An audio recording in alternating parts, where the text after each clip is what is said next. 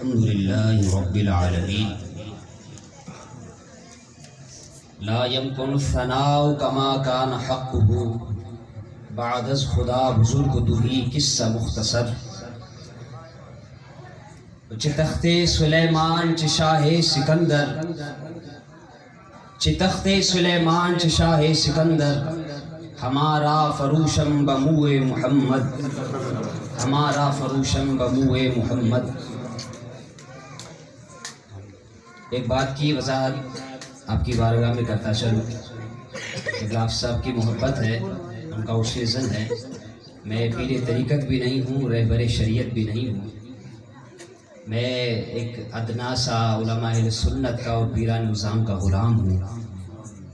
حافظ صاحب کے حسن زن کو دیکھتے ہوئے اللہ پاک کی بارگاہ میں دعا کرتا ہوں کہ اللہ رب العالمین ان کے حسن زن کی لاز رکھتے ہوئے مجھے صالحین میں شامل فرمائے، فبہا میری بخت ہے، میری نصیب ہے، ورنہ میں پیران طریقت اور پیران نظام کے در پر جو کتے چوکیداری کرتے ہیں میں ان کے قدموں کا خاک بھی نہیں ہوں۔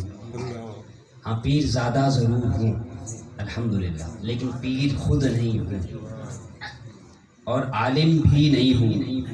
اللہ کی عطا ہے، سرکار کی نظر عنایت ہے، ایک تنظیمی ذمہ دار ہوں اور خطابت کا اللہ پاک نے فن مجھے دیا ہے، ورنہ میں علماء کے در کا بھی خادم ہوں۔ ایک وضاحت تھی جو میں نے آپ کی بارگاہ میں پیش کی، تو آپ کسی بھی غلط فہمی میں نہ رہیں۔ آپ صاحب کا حسن زن ہے، اللہ پاک ان کے حسن زن کو اپنی بارگاہ میں قبول فرمائے۔ آج کا یہ محفل میلاد اور میزبانان محفل جنون محبت اور بڑی ہی کشادہ دل کے ساتھ جناب محبوب دو عالم نور مجسم جناب خاتم النبیین خاتم المعصومین صلی اللہ علیہ وسلم کے محفل میلاد کو سجایا، یہ اہل سنت کا شاعر ہے، بلکہ ہر کلمہ گو کے لیے باعث فخر اور باعث برکت ہے۔ آج اہل سنت اتنے سارے مسائل میں گھرا ہوا ہے کہ آپ جس طرف نظر اٹھائیں، آپ کسی پتھر کو اٹھائیں، ہر پتھر کے نیچے سے آپ کو اہل سنت کے لیے کوئی دشمن ملے گا، چاہے وہ اہل سنت کے عقائد پر یلغار ہو، چاہے وہ ختم نبوت کے حوالے سے بات ہو، ناموس رسالت کے حوالے سے بات ہو، حقوق اہل سنت کے حوالے سے بات ہو، ملک خداداد پاکستان کے بنانے والے بانیان کی بات ہو، ملت اسلامیہ کی بات ہو، عظمت اسلام کی بات ہو، نفاذ شریعت محمدی کی بات ہو، سرکار کے صحابہ کی بات ہو، سرکار کے اہل بیت اطہار کی بات ہو، ہر طرف اہل سنت کے عقیدے پر یلغار ہے، ہر طرف اہل سنت کو مسخ کرنے کی کوشش کی جا رہی ہے۔ آج کے اس پرفتن دور میں جہاں ہر طرف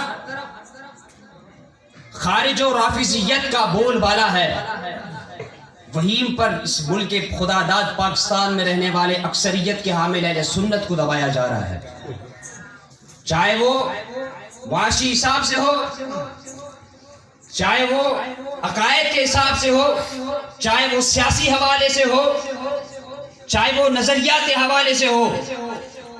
اہل سنت کے عوام کو، اہل سنت کے علماء کو، اہل سنت کے تنظیمات کو، اہل سنت کے دیگر تمام عوامل کو، دیگر تمام معاملات کو، چاہے وہ حکومتی سطح پر ہو، چاہے وہ کسی ایک فرقے کی سطح پر ہو، چاہے کسی بھی صورت میں ہو، کسی بھی اینگل سے ہو، اہل سنت کو ہمیشہ پس پش ڈالا جاتا ہے، بالائے طاق رکھا جاتا ہے اہل سنت کے مسائل کو۔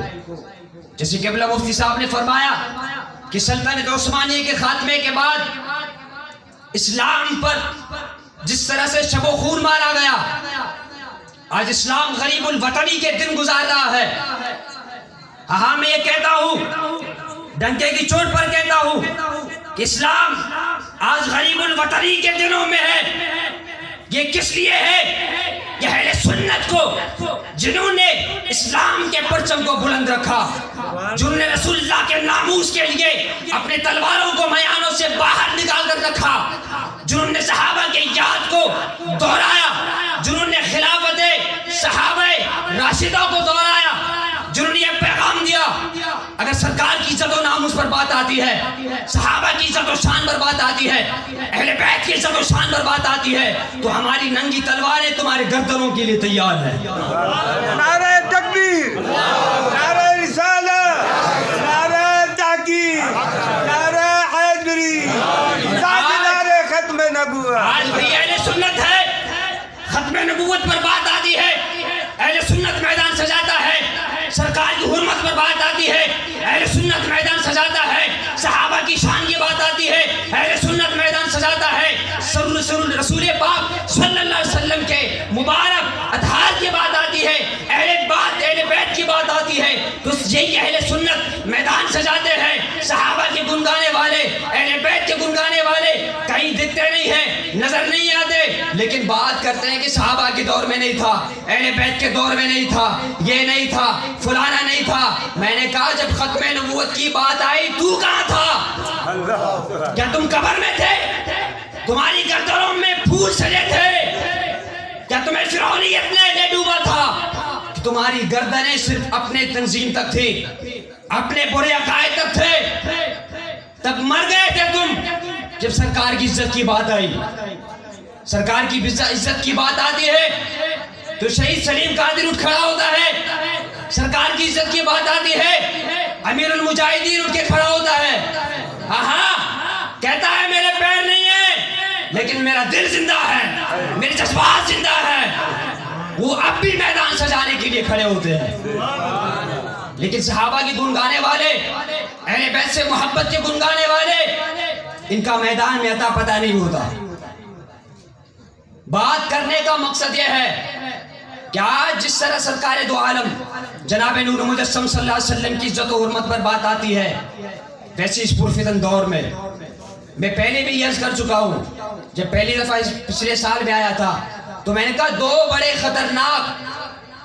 خطرناک فرقے بولے، مسلک بولے، خدا کی زحمت بولے، اس ملک پر اللہ پاک نے مسلط کیے ہیں۔ ایک قادیانیت ہے اور ایک رافضیت ہے۔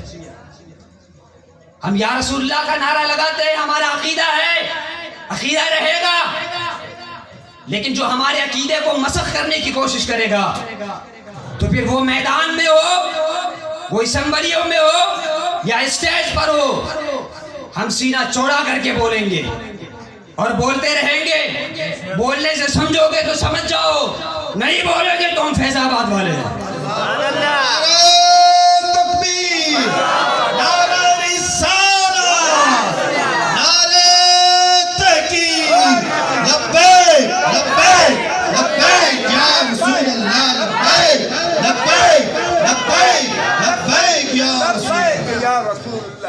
ہم لبیک یا رسول اللہ بھی کہتے ہیں، لبیک صحابہ رسول بھی کہتے ہیں، اور لبیک اہل بیت رسول بھی کہتے ہیں۔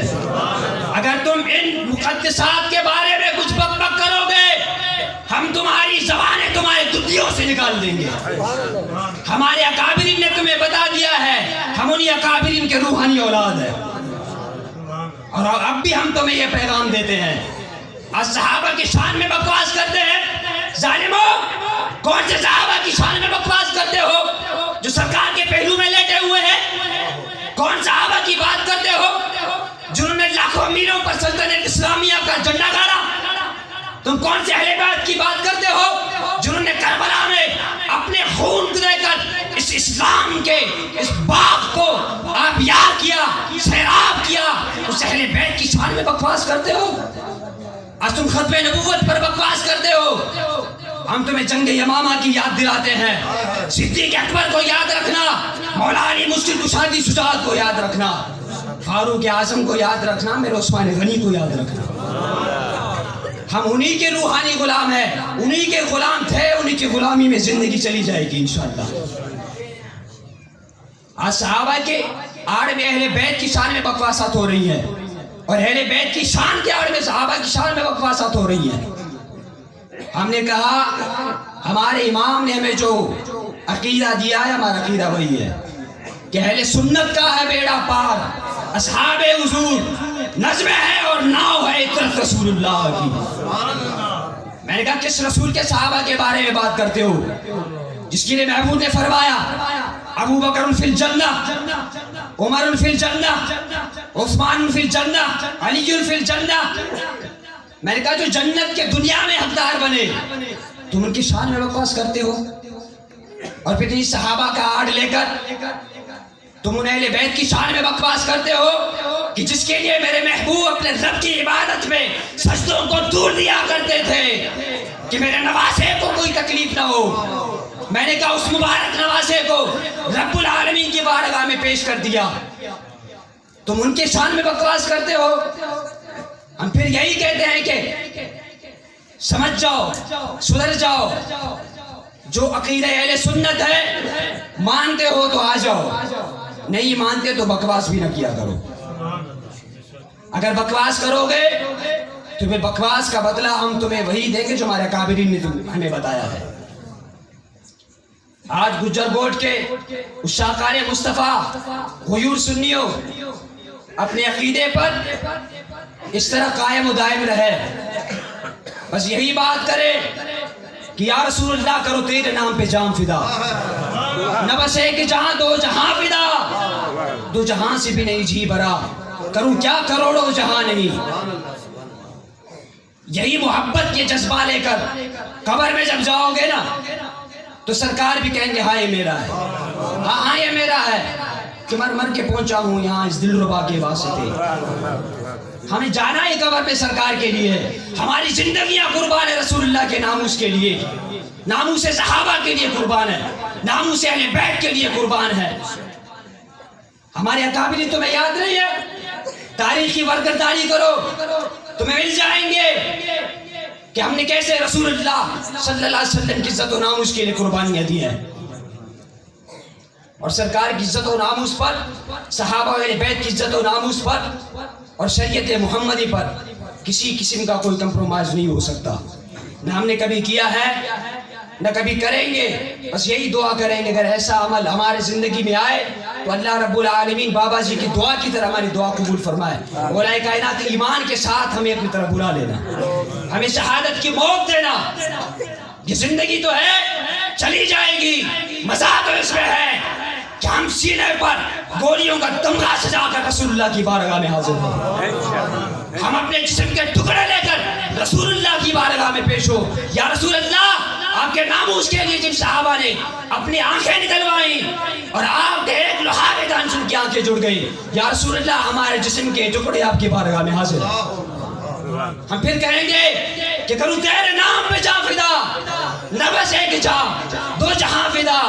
یا رسول اللہ دو جہاں سے بھی نہیں جی برا، کروں کیا کروڑوں جہاں نہیں. اگر ہمیں پھر بھیجا جائے پھر یہی شہادت کے تمغے سجا کر چلے جائیں گے. بس بات یہی ہے عقیدے پر پختہ رہے، عقیدے کو مضبوط رکھیں، کسی کے جیب کی طرف نہ دیکھیں، کسی کے بندوق کی طرف نہ دیکھیں. اس کو کہہ دیں میں سنی ہوں، ٹناٹن سنی ہوں، ایک نمبر کا سنی ہوں، گلابی سنی نہیں ہوں، پلپلا سنی نہیں ہوں. میں وہی سنی ہوں جس کو بریلی شریف سے جو نا، میں وہی سنی ہوں جس کو غوث اعظم کی 11ویں کا لنگر ملتا ہے. اور میں وہی سنی ہوں کہ جس محبوب کی بارگاہ میں جو لیٹے ہوئے میں ان کا غلام ہوں. اللہ رب العالمین اہل سنت کی عقائد کی حفاظت فرمائے، ملک پاکستان کی حفاظت فرمائے، ہمارے نظریات کی حفاظت فرمائے. اللہ رب العالمین نظام اہل سنت کی حفاظت فرمائے، علماء اہل سنت، قائدین اہل سنت، تنظیمات اہل سنت کی حفاظت فرمائے، اور ہم تمام کو احتیاط و اتحاد و محبت نصیب فرمائے. رب العالمین آپ کا آنا ہم سب کا آنا اپنی بارگاہ میں قبول فرمائے. آپ کو ہم سب کو اللہ رب العالمین ایمان کی حفاظت فرمائے. وما علیہ الا البلاغ.